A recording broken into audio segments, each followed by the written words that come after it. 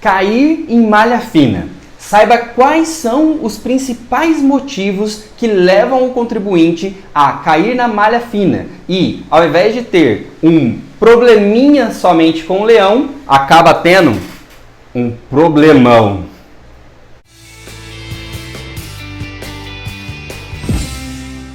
Eu sou o Eduardo Sodré, do canal Me Explica Contador, e nesse vídeo eu vou te falar como você se preparar e tomar cuidado para não cair em malha fina na declaração do seu imposto de renda. Mas, se você ainda não é inscrito, clica aqui embaixo para você se inscrever, clica também no sininho para receber as nossas notificações e ajuda compartilhando com outras pessoas para que essa informação venha chegar ao máximo de pessoas que você puder. Beleza?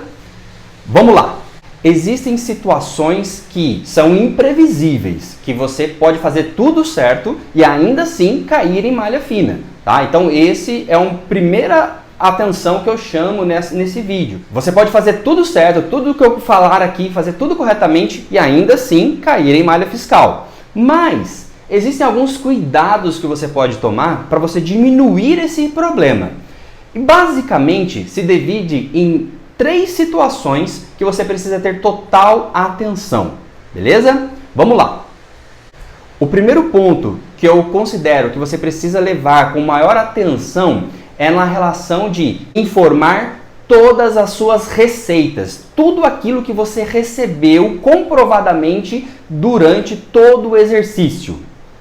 Como por exemplo, é muito comum você mudar de emprego no decorrer de um ano. Ou você foi demitido, ou você pede demissão, e aí você muda de uma empresa para outra. Você não pode esquecer que se você mudou de emprego no decorrer do ano, basicamente você vai ter que pedir no RH da empresa anterior também o informe de rendimentos, para que você some o informe de rendimentos da empresa atual que você estiver trabalhando e da empresa que você foi desligado.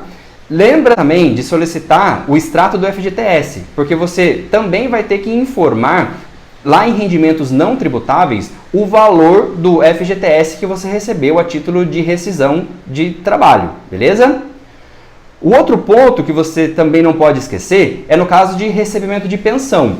No recebimento de pensão judicial, a pessoa que está pagando essa pensão tem dedução do imposto de renda, então ela declara que você recebeu. Então, você que recebeu tanto de seus dependentes quanto propriamente dito, não esqueça de pegar o informe de rendimentos e também informar o valor recebido de pensão. O outro ponto é se você tem casas, né? Se você, por exemplo, recebe aluguéis.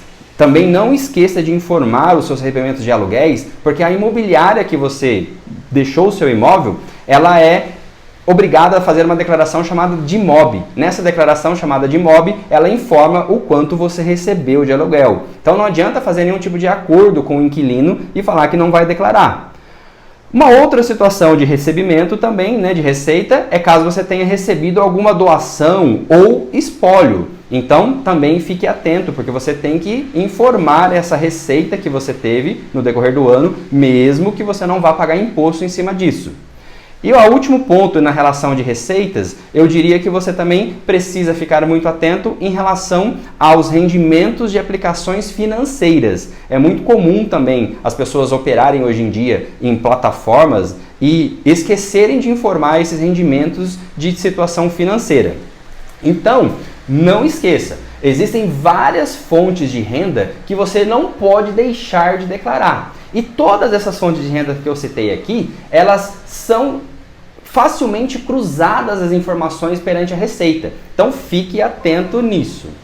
O segundo erro mais comum é você declarar de forma errada os seus dependentes. Os dependentes também têm cruzamento de informações com a Receita. Uma situação muito corriqueira que você não pode deixar acontecer é a seguinte: você não pode deixar de informar se caso o seu dependente também tenha renda formal. Se o seu dependente tiver renda formal, ele tem que compor o valor da sua declaração. E muitas vezes acaba que, na maioria das vezes, acaba não sendo vantajoso financeiramente. Então, fique atento e faça uma simulação para ver se é vantajoso para você ou não fazer a declaração com um dependente que tenha renda formal.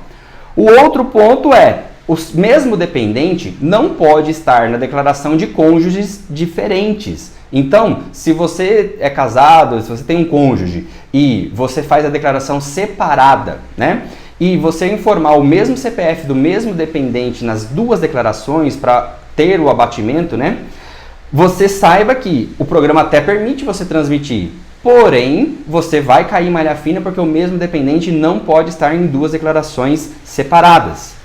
E por último, nessa relação de dependentes, eu imagino que você também precisa ter uma noção real daquilo que é dependente ou daquilo que é alimentado e até mesmo se esse dependente alimentado, se ele de fato são seus dependentes informados na declaração de imposto de renda, para que você também não venha declarar um dependente que de fato você não tenha a parte legal dele. Então, nos dependentes, você precisa ter essas atenções, porque dependentes também é um fator que causa a malha fina do imposto de renda. O terceiro item que eu considero também muito possível você cair na malha fina são as despesas dedutíveis. Existem algumas despesas dedutíveis que fazem parte da legislação do imposto de renda que são permitidos o abatimento. Porém, existem algumas situações que as pessoas acabam informando essas despesas dedutíveis ou por falta de conhecimento acabam fazendo essas informações de forma errada, né, que não podem ser dedutíveis ou divergentes da fonte pagadora. Como assim? A questão de despesas, você tem que levar em consideração que você tem despesas médicas e despesas com educação. As despesas médicas e odontológicas, elas são despesas que são diretamente da sua ou dos seus dependentes e que você consiga comprovar. Se você teve um médico pessoa física, que você teve uma consulta, ele tem que te dar um recibo. Só que na declaração dele de imposto de renda, ele também tem que ter declarado a informação de que você realmente pagou por aquele serviço médico. A mesma coisa odontológico. No caso de odontológico ainda, a gente tem outras despesas, tanto odontológico como médico, outras despesas que as pessoas muito comumente acabam achando que é uma despesa médica, mas não é. Como, por exemplo, próteses, tratamentos estéticos, esse tipo de coisa não é dedutível. Uma outra dedução é a questão da educação. Na educação, só são permitidos despesas com educação, despesas comprovadamente registradas no MEC. Ou seja, ensino médio, ensino fundamental, ensino superior. Mas ensinos de educação, cursos livres, cursos de idiomas, esses cursos todos que não fazem parte da educação formal não são permitidos. E também existe um teto, que a cada ano esse teto vai mudando. Um limite para você deduzir com educação. Se você informar um valor maior que seja desse limite, você simplesmente vai declarar uma informação, mas não vai servir para muita coisa. A declaração vai ser abatida apenas do valor do teto com as despesas. Então, assim, uma informação muito importante em relação a diminuir o seu imposto de renda através de despesas é que só é vantajoso para você que faz a declaração completa. Se você fizer a declaração simplificada ou se você fizer uma simulação e as suas despesas forem baixas, acaba que essas informações de despesas acabam nem sendo utilizadas. Então você tem que ter muito certeza em qual modelo de declaração vai ficar mais vantajoso para você fazer a sua declaração de imposto de renda. E aí agora, por último, eu queria somente chamar a atenção que, mesmo você fazendo tudo isso, você ainda está à mercê de uma retificação nas declarações acessórias das fontes pagadoras. Como assim? Você recebe o informe de rendimentos da sua empresa, você recebe o informe de rendimentos do seu banco, você recebe o informe de rendimentos da imobiliária que você tem imóveis, você recebe todas as informações, faz a sua declaração e aparentemente tudo certo. Só que depois, algumas dessas informações podem ser retificadas pelas empresas. Então, a empresa que você trabalha pode retificar o seu informe de rendimentos e esquecer ou te mandar e você não ver. Você pode ter uma retificação em qualquer outro tipo de fonte pagadora e você acaba caindo em malha fina, malha fiscal, mesmo você fazendo tudo certo. Então, se você tiver a retificação, se a empresa que você trabalha retificar a informação e te mandar, se qualquer outra, o banco ou a imobiliária, retificar uma informação e te mandar um aviso dizendo, olha, retificamos a nossa declaração, não se esqueça que nesse caso você vai cair em malha fina também e para você se antecipar, você também deve retificar a sua declaração. Entendido então quais são os principais pontos de atenção para que evite que você venha cair na malha fina e venha ter problemas com o leão? Tem alguma dúvida, alguma coisa que eu possa te ajudar? Chama a gente aqui embaixo no direct. Caso você precise que a gente faça a sua declaração de imposto de renda, estamos disponível o ano todo. Mesmo se você perdeu o prazo, se tiver que retificar alguma coisa, faça contato aqui com o Grupo Result, que nós vamos ter o maior prazer de ajudar você a resolver essa pendência fiscal.